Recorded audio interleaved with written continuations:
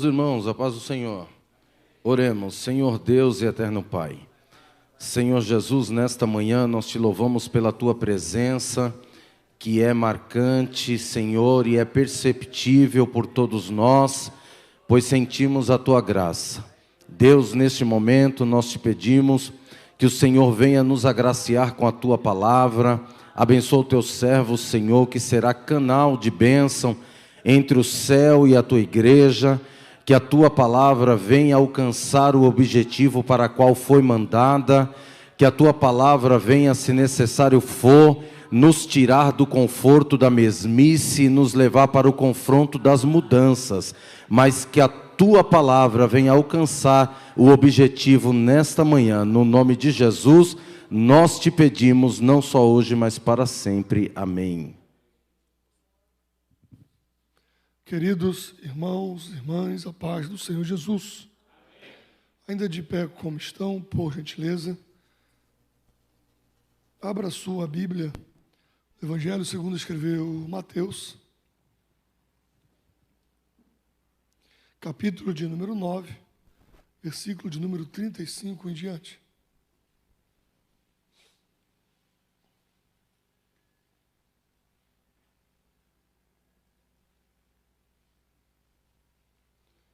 Mateus, capítulo de número 9, versículo de número 35 em diante.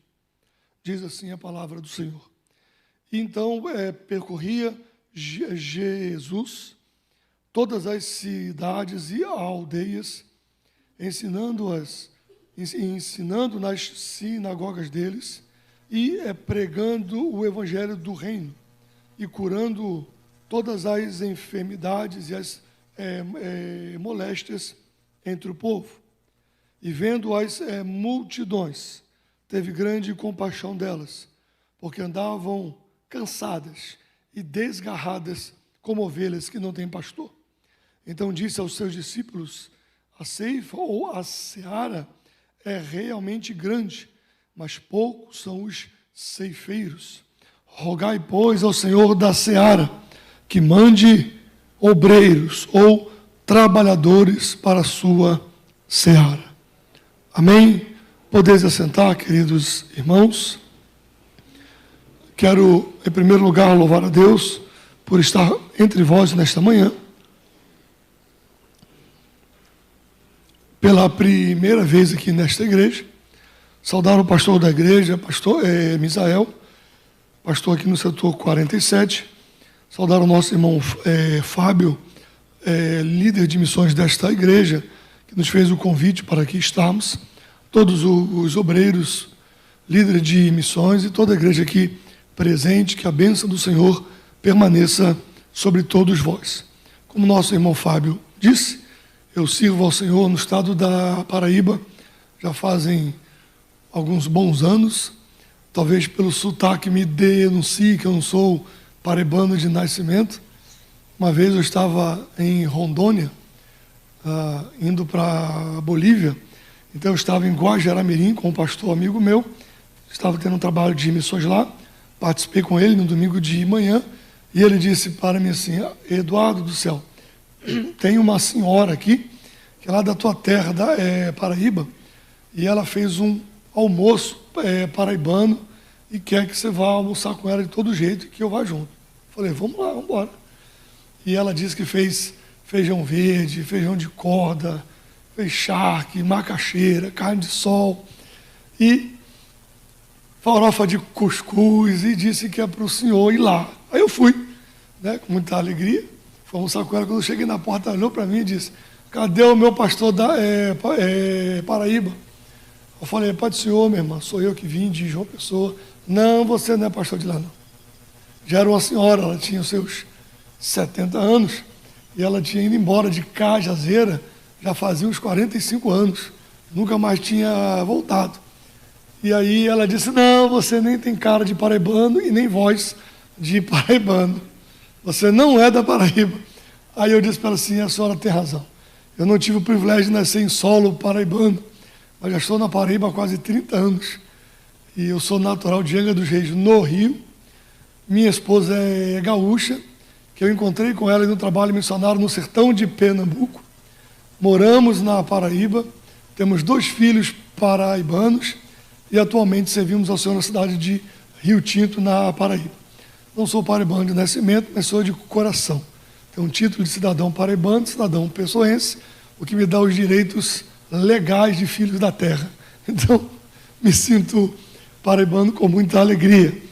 E tenho servido a Deus em terras paraibanas já há muitos anos, desde muito jovem. Eu sei que eu só pareço ter 20 anos de idade, mas já vou há 47 anos e sirvo ao Senhor na Paraíba desde os meus 22 anos.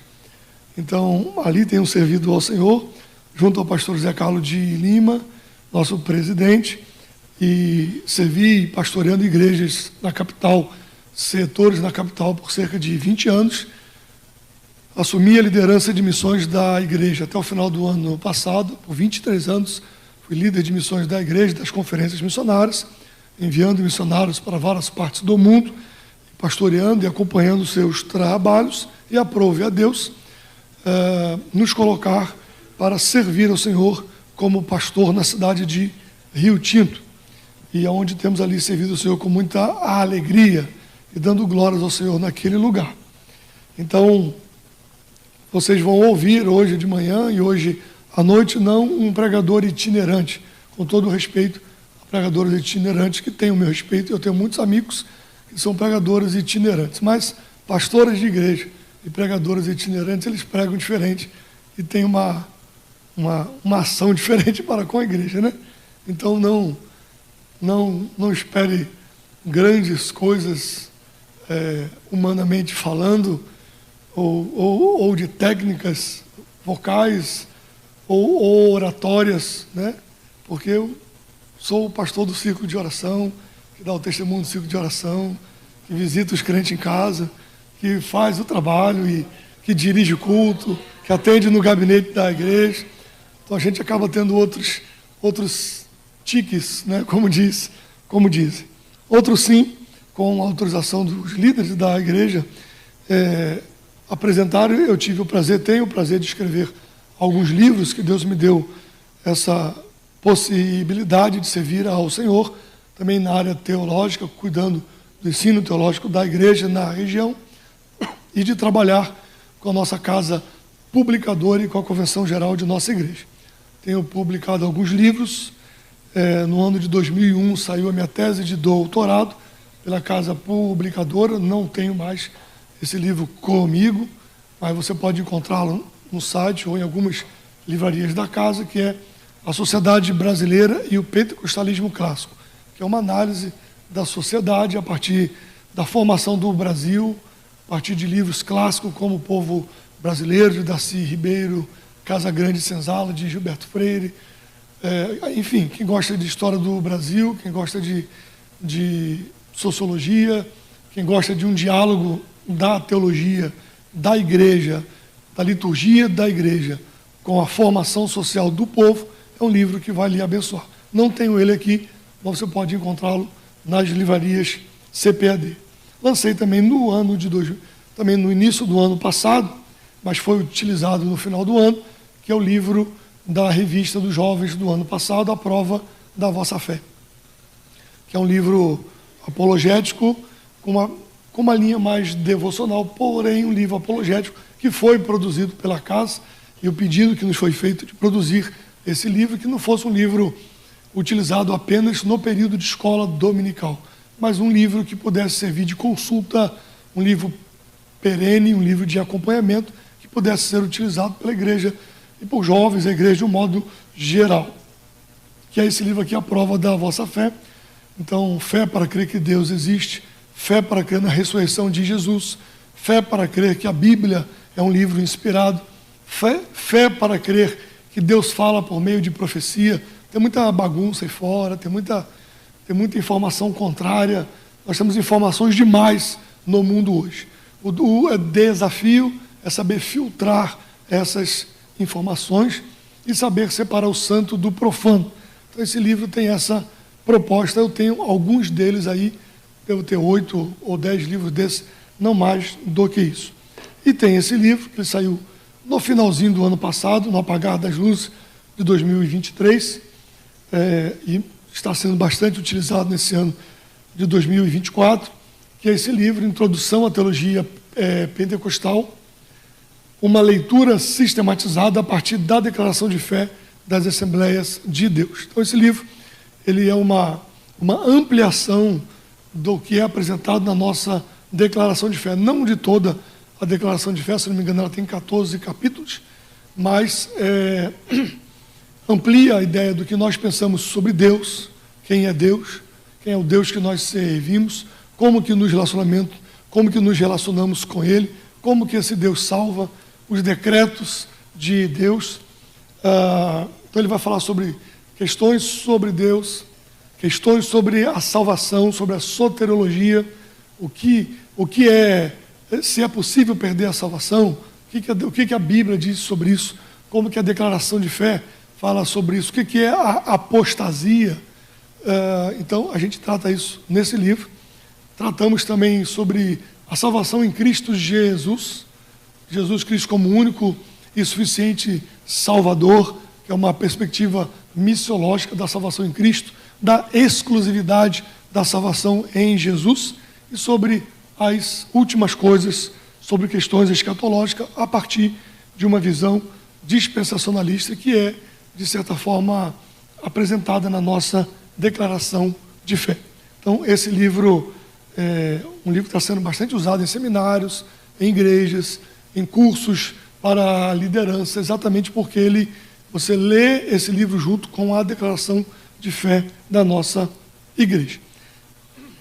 Eu devo ter, acho que 20 livros desses aqui, ou uns 23 também, não mais do que isso. Então, se você quiser, no final, os livros estarão disponíveis ali. Esse livro custa, na CPAD, beirando R$80. E a gente está vendendo ele. Preciso vendê-lo, porque eu não ganho. Eu preciso adquiri-lo da própria CPAD, então não posso doá-lo, mas fazemos do preço mais em conta possível. Ele sai de R$80 mais ou menos, que é o preço de capa, na CPAD.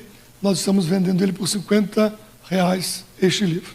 São mais de 300 notas de rodapé, são quase 400 páginas.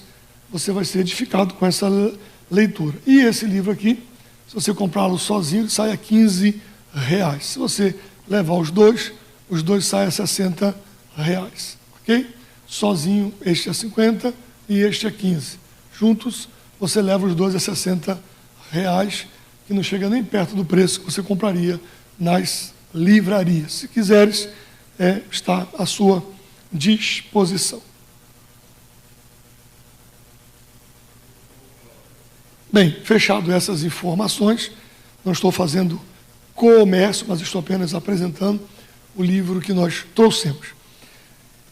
A minha participação nesta manhã com os irmãos, ela se dá em dois caminhos que se encontram.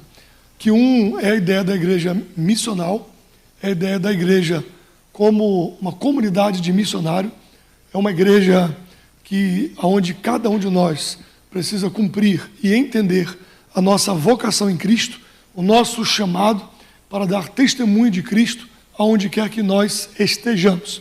E o outro, que esta igreja missionária, esta igreja missional, que cumpre o seu papel na missão local desta igreja, é chamada por Cristo para anunciar o Evangelho de Cristo em todas as nações.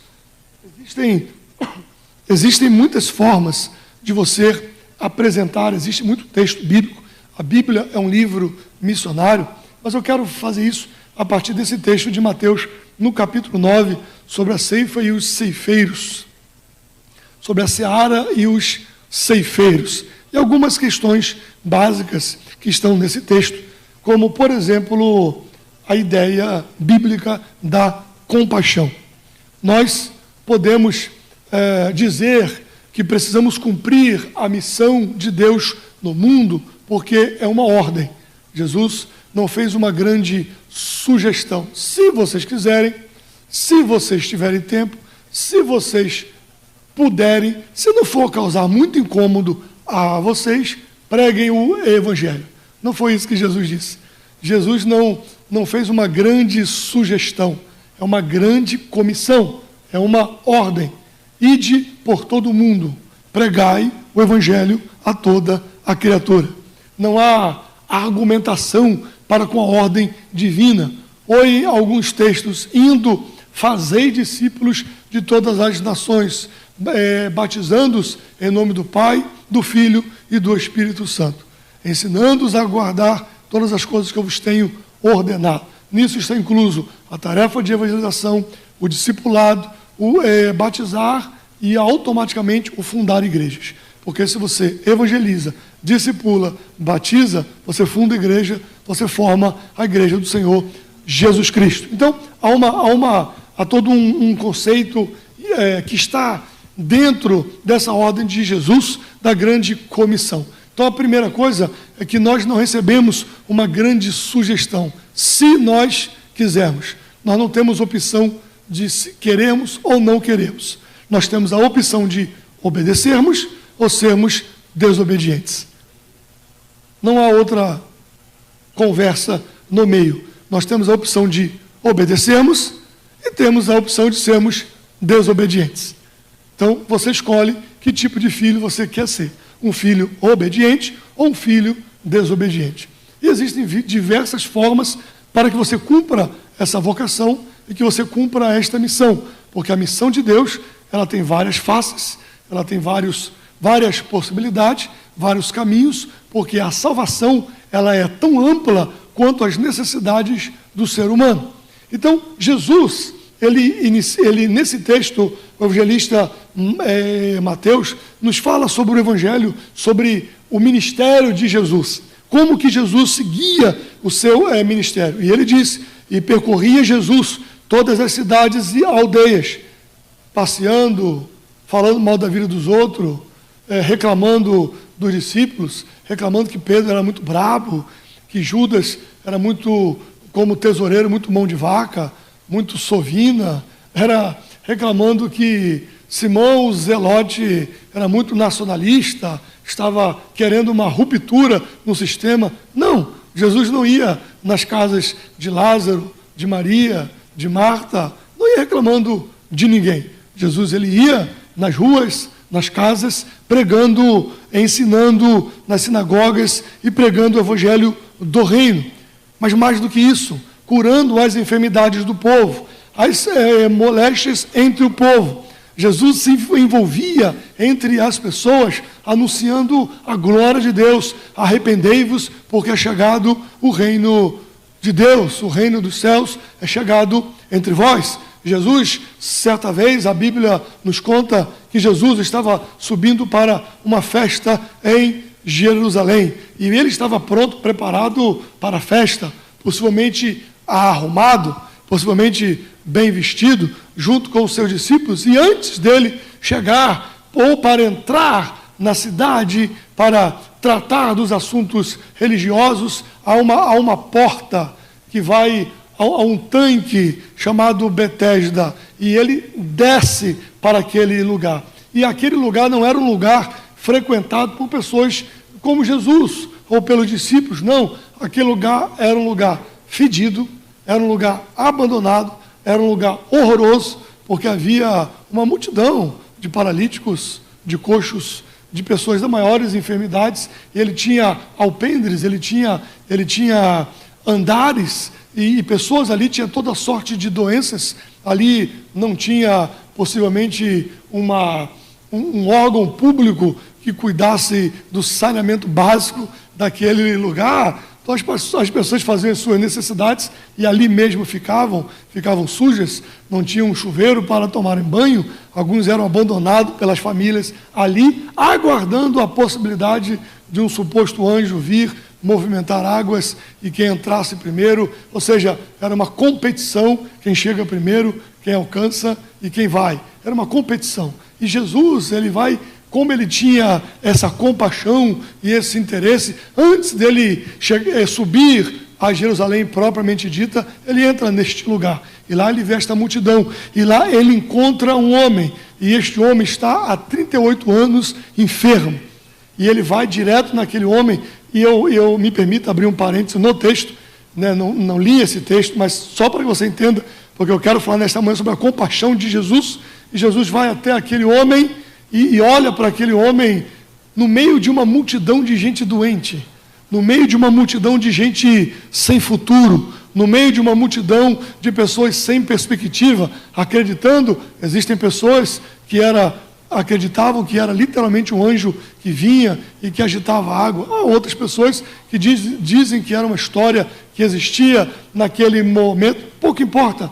O que importa é que a vida, aquele que João disse, no princípio era o Verbo, e o Verbo era Deus, e o Verbo estava com Deus, naquele que João diz, e nós vimos a glória do unigênito do Pai, aquele que carregava e que andava entre nós, Deus tabernaculou entre nós, Deus se manifestou entre nós, Deus se moveu entre nós, na pessoa de Jesus Cristo, e Deus entrou e desceu aquelas escadarias, e entrou naquele lugar cheio de podridão, e ninguém percebeu que ele estava lá, porque eles estavam interessados em uma água e em um anjo que descia. De certa forma é um retrato de uma realidade religiosa hoje no Brasil. As pessoas estão nos cultos, aí eu não estou dizendo que é mentira. Não estou dizendo que é mentira. Não estou dizendo isso. As pessoas entram em um culto e às vezes a pessoa quer produzir. Eu sou, irmãos, meu avô se batizou em Belém do Pará em 1920. Meu avô por parte de mãe. Eu conheço a igreja. Eu conheço a Assembleia de Deus. Eu participei de cultos e participo de cultos e pastorei a igreja. Existe o movimento pentecostal, que é o movimento do Espírito. Agora, existe o movimento dos homens, que às vezes Jesus não está fazendo, o Espírito não está fazendo, e ele não se contenta, então ele mesmo faz. Ele mesmo movimenta as águas. Ele mesmo dá um jeito de movimentar as águas, porque ele é o cara. E essa história que eu estou contando do tanque de Betesda é uma fotografia de muitos movimentos religiosos hoje. E aí, todo mundo esperando o anjo, e está todo mundo no culto esperando que o pregador, e ele veja o anjo com a bandeja no meio, e o anjo está passando aí, e a igreja vai. Mas Jesus está no meio deles, e eles não sentem. A vida está no meio deles e eles não sentem. Jesus caminha pelo meio daquela multidão e ninguém percebe, porque eles estavam esperando um anjo em uma água. Aí Jesus vai até aquele homem e, movido de compaixão, pergunta a ele: você quer ficar bom? Mas o cara não entende nada, porque a religiosidade matou ele, a superstição matou ele. Do caminho do sal, da rosa ungida, da unção da carteira de trabalho, da unção não sei de quê, não sei de quê, matou a fé, porque ele precisa ser estimulado com objetos oriundos do paganismo, mas Jesus estava ali, e ele diz para Jesus: Senhor, eu até quero, mas eu não tenho ninguém. Eu não tenho ninguém que, quando a água é agitada, e outro sempre desce na minha frente, e eu não tenho ninguém. Eu até quero ficar bom, mas eu não consigo chegar na água. E Jesus, me permita parafrasear o diálogo, e é como se Jesus chegasse para ele e dissesse assim: não, eu não estou perguntando da água, eu não estou perguntando das suas superstições, eu não estou perguntando do mover de água ou de anjo, eu estou perguntando se você quer ficar bom. Se você quer interromper esses 38 anos de sofrimento. Talvez o homem tivesse perguntado: quem é que me pergunta isso? Aí Jesus olha para aquele homem, cura a sua enfermidade, que há 38 anos ele estava jogado na beira de um tanque. Sabe por que Jesus fez isso? Compaixão. Poderia ter curado todos ali. Por que ele não curou? Porque não fazia parte do script dele vivendo entre nós. Mas se todos talvez reconhecessem Jesus, talvez todos seriam curados. Mas eles não viram Jesus, não entenderam quem ele era. E sabe por que muita gente na igreja hoje não faz o que tem que ser feito? Porque ainda não entenderam quem é Jesus, ainda não entenderam o trabalho de Jesus. Então, nesse texto do capítulo 9, fala que vendo as multidões, teve grande compaixão delas. O que nós precisamos como igreja do século 21 é readquirir a ideia da compaixão.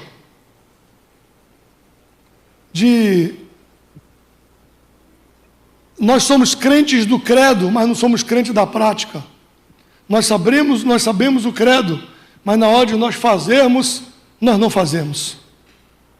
E a missão vem com a compaixão. Jesus movia-se entre a humanidade movido de compaixão.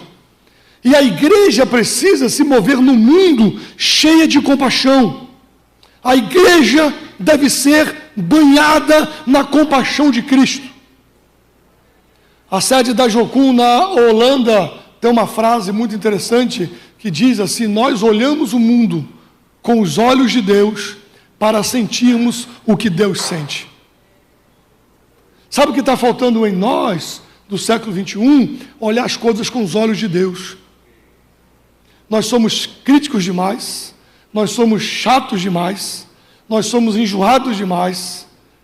E eu digo isso na igreja que eu sou pastor, e me perdoe, pastor desta igreja, se quiser desfazer o que eu estou dizendo, fique à vontade, mas eu digo, é uma luta, uma farda do conjunto, a cor da camisa, a cor da farda, se vai ser essa cor, se não vai ser essa cor, se vai, se não vem, se eu tenho lugar para estacionar meu carro, se eu não tenho, se o ar-condicionado está ligado, se não está ligado, se vai fazer calor, se vai fazer frio. A gente está preocupado com coisas periféricas, com coisas que passam, e nós estamos perdendo a visão daquilo que é eterno, daquilo que o Todo-Poderoso nos deu, a missão verdadeira que nos foi colocada. Sabe por quê? Porque em muito de nós falta compaixão e dignidade. Nós estamos sempre arrumando, organizando e reorganizando a nossa vida. Nós queremos atravessar o tempo da existência de uma tal forma que tenhamos podido ser pessoas profundamente boas. A ideia é que nós não queremos fazer de conta, nós não queremos ser uma propaganda, nós precisamos ser pessoas que tenham compaixão de Jesus. E Jesus sempre ensinou os seus a serem pessoas sensíveis aos outros. Quando chamado, ele escuta, atende e ajuda. A vida está tão corrida, está tão cheia, que você pergunta: meu irmão, está tudo bem? Mas você não quer saber mesmo se ele está bem. Se ele parar, rapaz, não está bem não. Eu quero te contar uma coisa, eu preciso de uma ajuda. Rapaz, eu estou atrasado, eu não tenho... Outro dia a gente conversa. Vai. Então, na verdade, a gente não está interessado em saber se o outro está bem.